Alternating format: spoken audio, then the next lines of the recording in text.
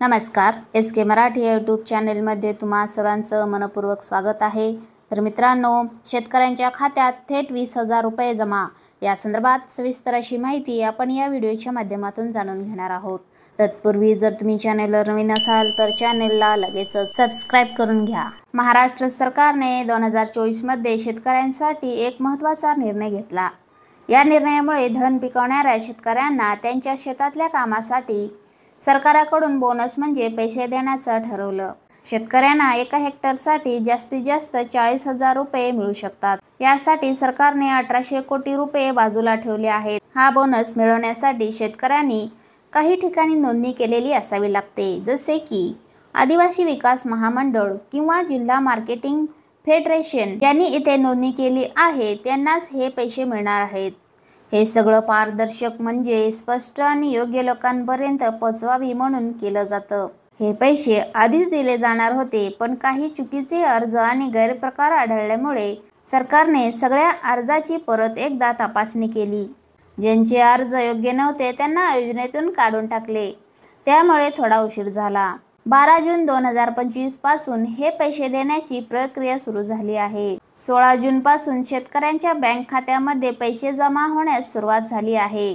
सगळ्या जिल्ह्यांमध्ये टप्प्याटप्प्याने हे पैसे मिळणार आहेत। पहिल्या टप्प्यात गडचिरोली, गोंदिया, भंडारा आणि नाशिक जिल्ह्यात शेतकऱ्यांना 1 हेक्टरसाठी 20,000 रुपये मिळायला सुरुवात झाली आहे। बघा तर मंडळी, सध्या खरीप हंगामाची तयारी सुरू आहे।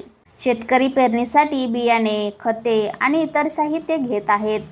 जर हे पैसे थोडे आधीच मिळाले असते तर त्यांना जास्त फायदा झाला असता, असं काही शेतकऱ्यांचं म्हणणं आहे। तरी सुद्धा या पैशामुळे त्यांना चांगली मदत होणार आहे। या योजनेतून हजारो शेतकऱ्यांना फायदा होणार आहे। सगळ्यांना त्यांचं शेती किती आहे यावरून पैसे मिळणार आहेत। सरकारने या सगळ्या प्रक्रियेत पूर्ण पारदर्शकता ठेवली आहे, म्हणजेच कोणतीही लबाडी किंवा फसवणूक होणार नाही याची काळजी घेतली आहे। सगळ्या पात्र शेतकऱ्यांच्या बँक खात्यात थेट पैसे जमा होणार आहेत। यासाठी डिजिटल पद्धतीचा उपयोग केला जाणार आहे। शेतकऱ्यांना SMS द्वारे पैशाची माहिती मिळते। बघा तर मंडळी, या योजनेच्या यशामुळे पुढेही सरकार अशा प्रकारच्या योजना आणू शकते। धन शेतकऱ्यानंतर कदाचित इतर पिकांसाठी सुद्धा अशाच योजना येतील।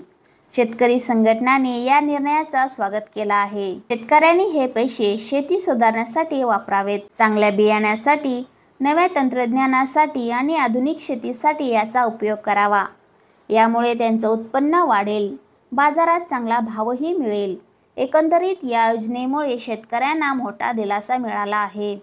त्यांना आर्थिक मदत मिळेलच, पण शेतीत नवे बदलही करता येतील। ही योजना शेतकऱ्यांच्या आयुष्यात नक्कीच सकारात्मक बदल घडवून आणेल। चला तर मंडळी, अशाच महत्त्वपूर्ण बातम्यांच्या अपडेट्ससाठी व्हिडिओला लाईक करून चॅनेलला सबस्क्राइब करून घ्या। भेटूया पुढच्या व्हिडिओमध्ये। धन्यवाद।